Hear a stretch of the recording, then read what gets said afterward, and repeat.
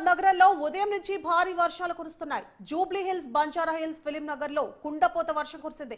Panjagutta, Ameerpet, SR Nagar లో భారీ వర్షం కురిసింది. కూకట్పల్లి, మూసాపేట్, ఎర్రగడ్డ, మలక్పేట్, దిల్సుఖ్ నగర్, కొత్తపేటలో భారీగా వర్షాలు కురుస్తున్నాయి. ఇక Khairatabad, Tank Bund, Himayat Nagar, LB Nagar, Nagole, ఉప్పల్లో కుండపోతగా వర్షాలు కురుస్తున్నాయి. ప్రధాన రహదారులు జలమయమయ్యాయి. ఇక మెహదీపట్నం, టోలీచౌకి, షేక్పేట్లో కూడా భారీ వర్షాలు కురుస్తున్నాయి. 3 గంటలుగా ఎడతెరిపి లేకుండా వర్షం కురుస్తోంది.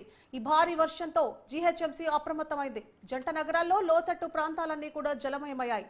పార్సీగుట్ట స్ట్రీట్ నెంబర్ 17లో గుర్తు తెలియని డెడ్ బాడీ కూడా కొట్టుకొచ్చినట్లు తెలుస్తోంది.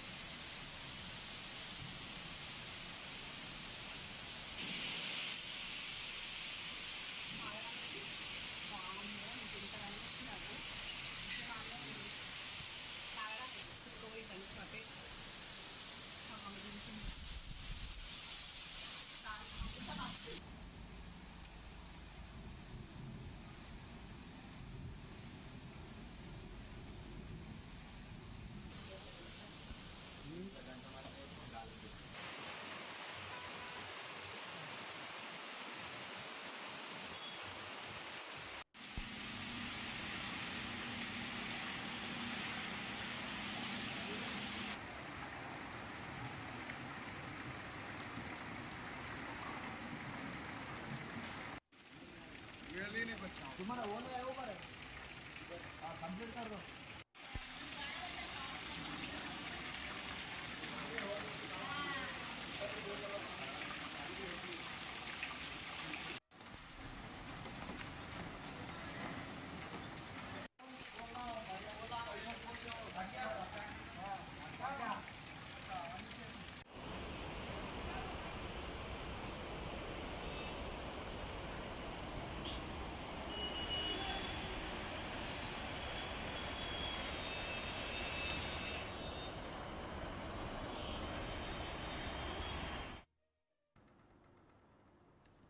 రైట్, ఇక బ్రేకింగ్ న్యూస్ చూస్తున్నాం. హైదరాబాద్ నగరంలో ఈ ఉదయం నుంచి భారీగా వర్షాలు కురుస్తున్నాయి.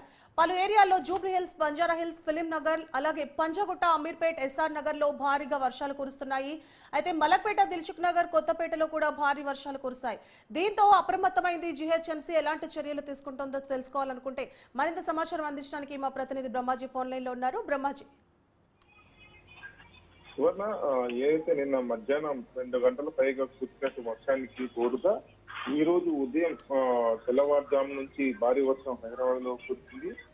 వివిధ ప్రాంతాలు అంటే ఈ ప్రాంతం ఆ ప్రాంతం అని కాకుండా మొత్తం హయత్ నగర్, ఎల్బీ నగర్ నుంచి మొదలు పెడితే ఇటు పటాన్ చెరు, చెల్లింగపల్లి వరకు, అదేవిధంగా అటు అల్వాల్ మెట్టెల్ నుంచి మొదలు పెడితే ఇటు శంషాబాద్ వరకు కూడా మొత్తం జీహెచ్ఎంసీ ఏరియానే కదా, చుట్టుపక్కల శివార్ ప్రాంతాల్లో అన్నింటిలో కూడా భారీ వర్షం కురిసింది. మొత్తం మీద అత్యధికంగా షేక్పేటలో ఎప్పట్లానే షేక్పేట్, మాదాపూర్ ఏరియాలో 10 సెంటీమీటర్ల పైగా వర్షం కురిసినట్టుగా తెస్తూ ఉన్నటువంటి సమాచారం. తర్వాత వివిధ ప్రాంతాల్లో 4 నుంచి 3 సెంటీమీటర్లు, 1 సెంటీమీటర్ల వర్షపాతం నమోదైంది.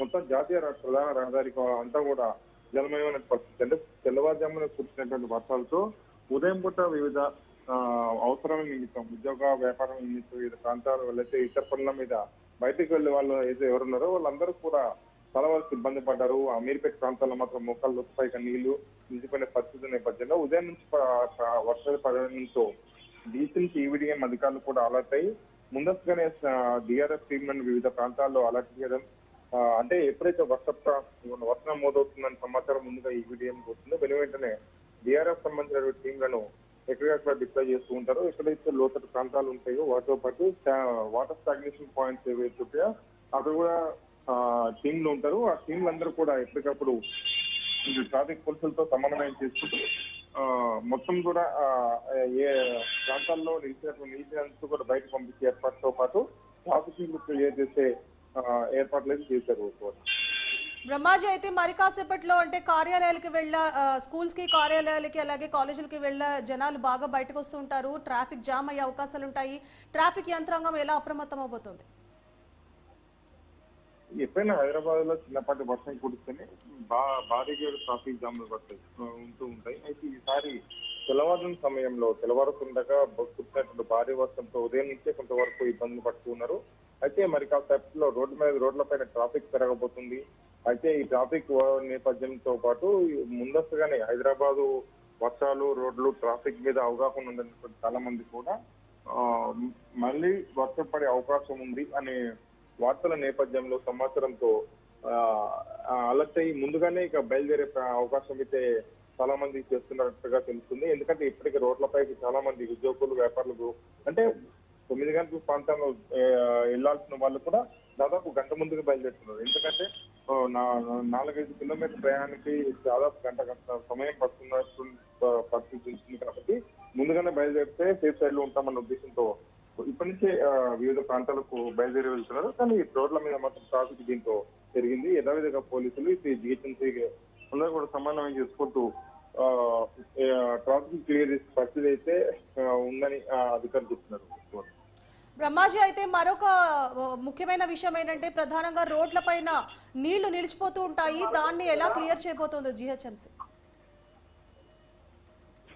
యథావిధిగా ఇంతకుముందు చెప్పుకున్నట్టు రోడ్లపైన కురిసినటువంటి వర్షంతో రోడ్లపైన ఉన్నటువంటి స్టాగ్నేషన్ పాయింట్స్ ఏవైతున్నాయో ఇప్పటికే 200 పైగా 218 స్టాగ్నేషన్ పాయింట్స్ గతం నుంచే గుర్తించారు. ఆ ప్రాంతాలు ఖచ్చితంగా నీరు నిలుస్తుంది. చిన్నప్పటి వర్షం పట్ల నీళ్లు మాత్రం బాగా నిలిస్తే అక్కడ కొంతవరకు ఇబ్బందులు ఉంటాయి. కాబట్టి ఇక లోకల్ గా ఉండేటువంటి జిహెచ్ఎంసీ అధికారులు అంటే ముఖ్యంగా ఇంజనీరింగ్ అధికారులు, అదేవిధంగా ఏఐతే ఎంహెచ్ఓలు వీళ్ళందరితో పాటు జిహెచ్ఎంసీ కమిషనర్ కూడా టెలికాన్ఫరెన్స్, మేయర్ కూడా టెలికాన్ఫరెన్స్ నిర్వహిస్తూ ఎక్కడెక్కడ పాయింట్ వచ్చినాయో ఏదైతే జిహెచ్ఎంసీ సెల్కు ఉన్నటువంటి నెంబర్ గ్రీవెన్స్ సెల్కి వచ్చేటువంటి కంప్లైంట్స్ వస్తుంటే ఆయా ప్రాంతాల్లో వాటిని క్లియర్ చేసుకుంటూ వస్తామని అధికారులు ఇప్పటికే ప్రకటించారు. Right, thank you Brahmaji.